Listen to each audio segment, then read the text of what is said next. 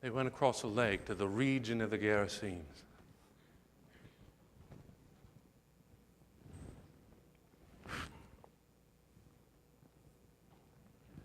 When Jesus got out of the boat, a man with an evil spirit came from the tombs to meet him. This man lived in the tombs, and no one could bind him anymore, not even with a chain, for he'd often been chained hand and foot.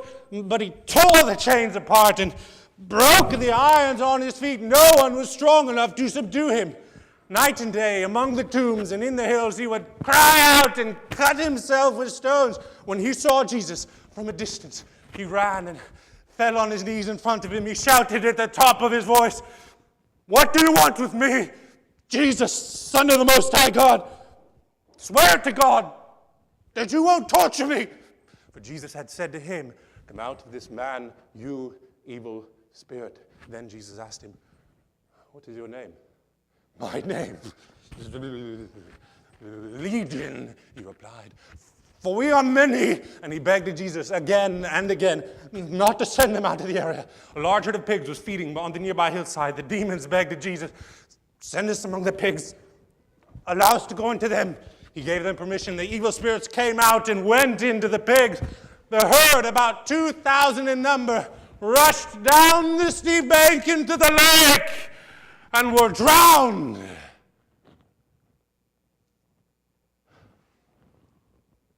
Those tending the pigs ran off and reported this in the town and countryside, and the people went out to see what had happened.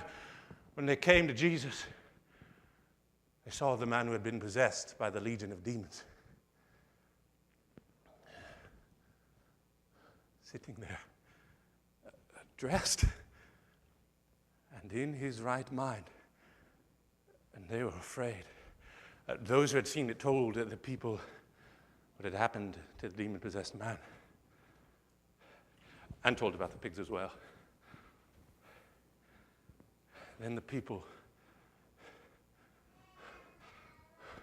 began to plead with Jesus to leave their region.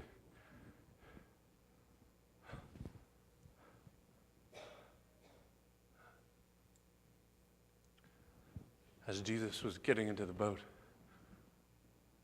the man who had been demon-possessed begged to go with him.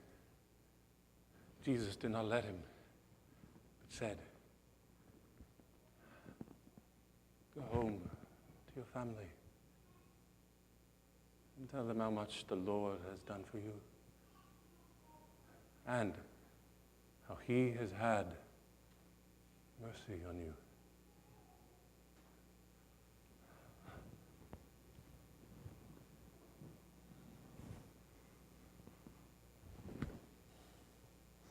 So the man went away and began to tell in the Decapolis how much Jesus had done for him. And all the people were amazed. When Jesus had again crossed over by boat to the other side of the lake, a large crowd gathered around him while he was by the lake. Then one of the synagogue rulers named Jairus came there. Seeing Jesus, he fell at his feet and pleaded earnestly with him, "My little daughter is dying. Please come and put your hands on her so that she will be healed and live." So Jesus went with him. A large crowd followed and pressed around him, and a woman was there who had been subject to bleeding for 12 years. She had suffered a great deal under the care of many doctors and had spent all she had. Yet instead of getting better, she grew worse. When she heard about Jesus, she came up behind him and touched his cloak because she thought, if I just touch his clothes, I will be healed. Immediately,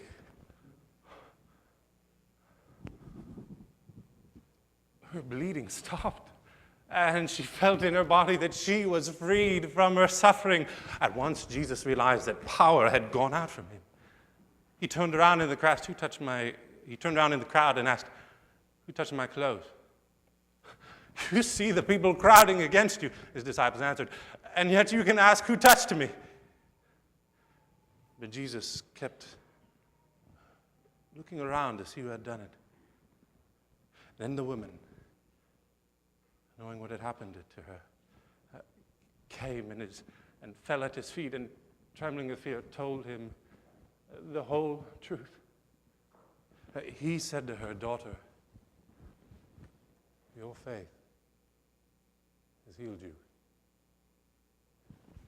Go in peace and be freed from your suffering. While Jesus was still speaking, some men came from the house of Jairus. Your daughter is dead, they said. Why bother the teacher anymore? Ignoring what they said, Jesus told the synagogue ruler, don't be afraid. Just believe. He did not let anyone follow him except Peter, James, and John, the brother of James. When they came to the home of the synagogue ruler, Jesus saw a commotion with people crying and wailing loudly. He went in and said to them, why all this commotion and wailing? The child is not dead, but asleep. But they laughed at him. After he put them all out, he took the child's father and mother and went in where the child was. He took her by the hand and said to her, Talitha cum, which means, little girl, I say to you, get up. Immediately the girl stood up and walked around. She was 12 years old. At this, they were completely astonished. He gave them strict orders not to let anyone know about this, and told them to give her something to eat.